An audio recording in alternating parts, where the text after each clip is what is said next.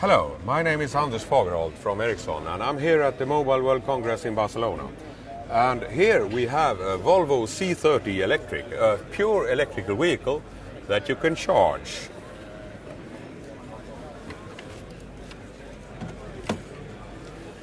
And in a research project with Gothenburg Energy, Ericsson, the Victoria Institute and Volvo Cars, we decided we're going to try to make this car a little smarter.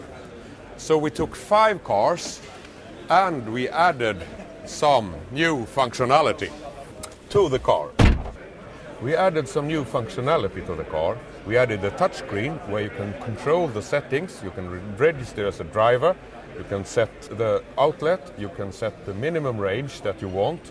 For instance, I want 16 kilometers as soon as I've plugged in my car. And I can say when I want to have my car fully charged. Of course, this also works on the mobile phone. So you can control your car from your mobile phone. And the beauty of this project is really that we have redefined the car. We say that the car now is an electrical installation, just like your house and my house. And an electrical installation has a meter, so the car has a meter.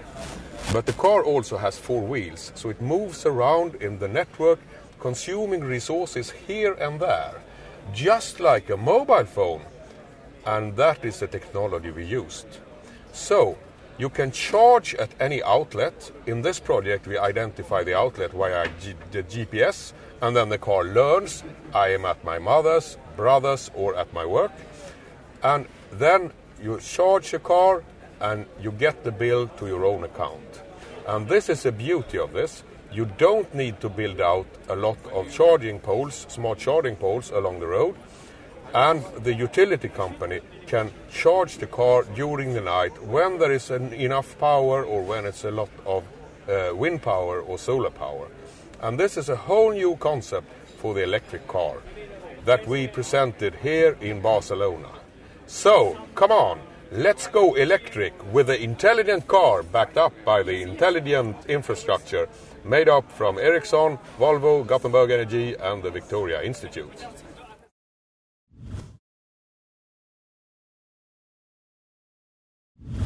At Ericsson we love the network society, but you can't find out about the network society sitting at home at Ericsson making PowerPoints. So that is why we dig in with automotive, we dig in with utilities to really find out how it works, get dirt on our fingers. And having done this for some time, we found the foundations and basic principle for this project. And the first thing is that you should be able to charge from any outlet. There's no need to build out a lot of smart charging poles all over the place. That is expensive. But if you can charge from any outlet, you also need to be able to pay. And most people don't steal the groceries, so they pay if it's easy enough. And that's part of our system. Of course, this is a car, so the driver must always be in control, either in the car or by the mobile phone, so you can control the charging settings.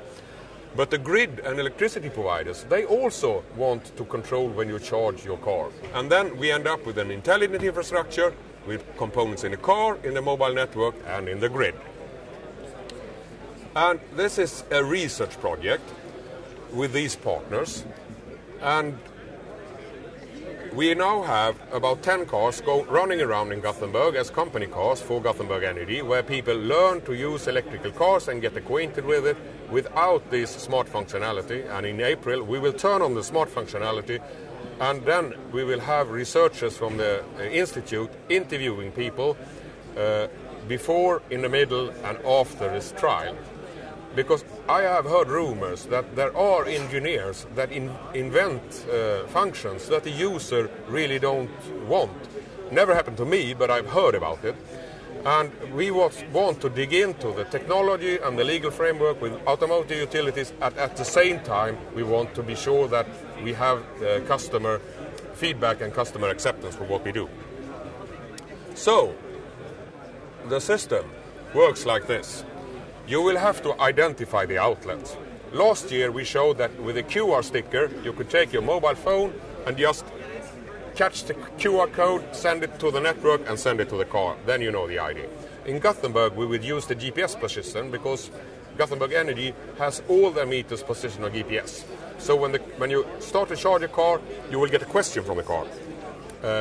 These are the nearest outlets, which one would you take? Or you type in a name or an address. And of course the car will learn.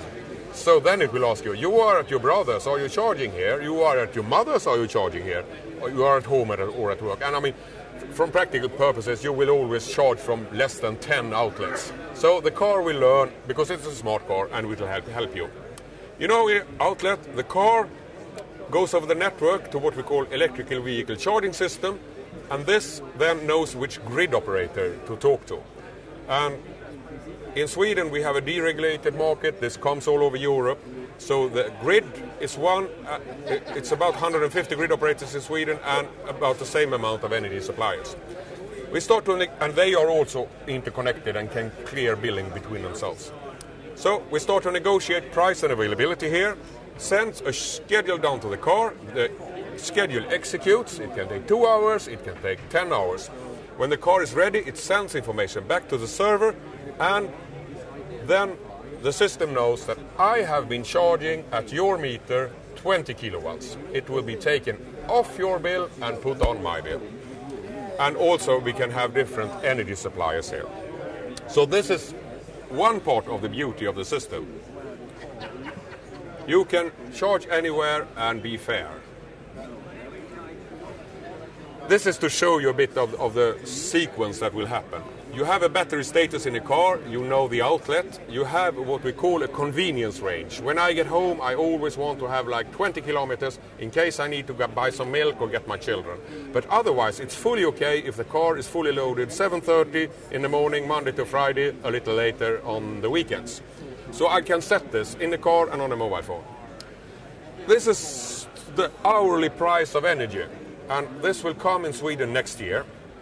But if you take a normal electrical car, it will start charge when you plug it in, and it will stop charge when it's finished. Research reports say that when you reach about 10% electrical vehicles in a Western European country, you have to rebuild the power grid, and this is very expensive, of course. So we use this smart technology then, and we delay the charge to the night. If we have 16 amps, we will take all the charge when we have a low price. And if we want this kind of convenience range, of course, we charge a little here, and then we take the rest at the night. This is, of course, interesting for you as a consumer. But the next step in deregulation of the power market is that you will, you now pay a grid fee, and that you pay for the energy. Next step will be that the grid fees change. Now you pay for the main fuse you have, 25 amps. But the Commission says, no, you can't charge anyone for what they are not, you don't know what they're using. So in the coming years you will have the peak power hour consumption that you have in 1 month will give you the fee for the next month. What happens now in the future world? Well, you come home, plug in your car, wife come home, plug in a car, you turn on the dishwasher, the tumbler, the washing machine, and also you have invited your 5 friends for a poker evening, so they come along and they plug in their cars. And then you will suffer for this the following month. And you don't want to do that.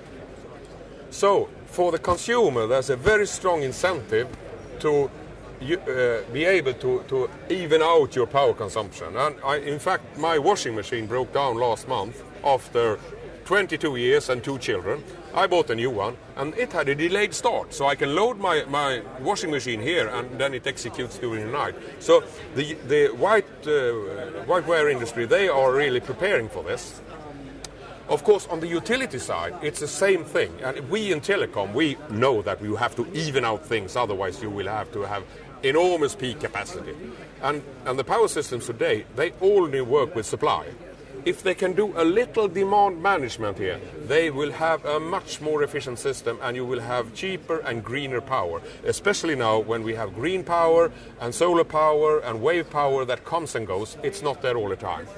So this is a necessity. And if you think about Germany, they are going to close down all their nuclear power plants, and they want to electrify all their cars. I mean, this will come for sure. And what we will see then in the near future is that you have the smart car, you have the smart home, you have the smart grid. And now comes the question for you. What makes this smart? Telecommunication. And that's the business where we're in. And this is about the network society. And this is how we work. We engage and we do this. The future is already here. It's not just evenly distributed yet, but that will happen quite soon. That's all for now. See you next year in Barcelona.